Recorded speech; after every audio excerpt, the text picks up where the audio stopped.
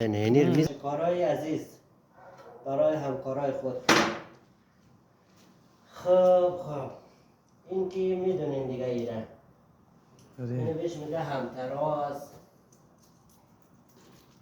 اینا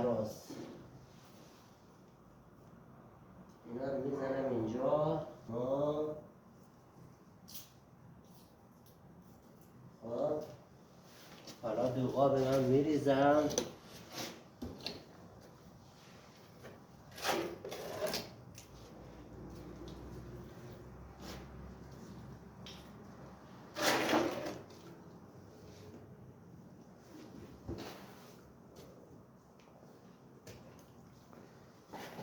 خصوصا برای اونایی که کف کار مونه این کار کفه.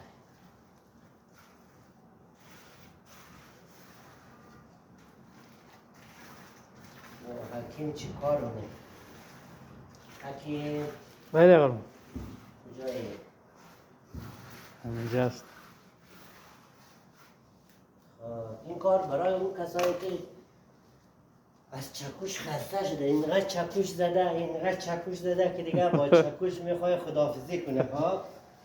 حالا چیز جدید نشان میدم. البته خیلی جدید هم که نیست. خب از تکنولوژی روز برخورداره دیگه.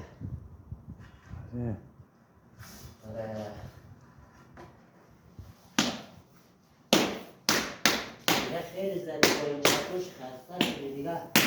نه با دست بزن، با دست چکش بزن کنار. از این استفاده کن. چکش برقی.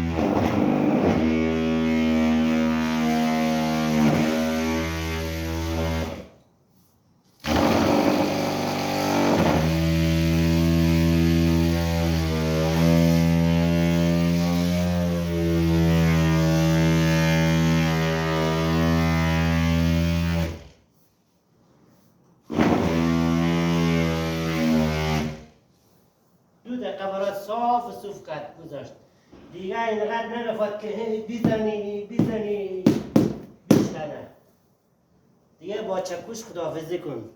چکش خدا نگهدارت. خیلی کار کردی ها. چند وقت میشه محمد اینا؟ این خیلی میشه. چند؟ این بنده خدا 5-6 ساله میکوبم سرامیک و موزاییک. اینا هم ترازاش بزنم که دیگه صاف بشه. حالا با این سیفتش کنم.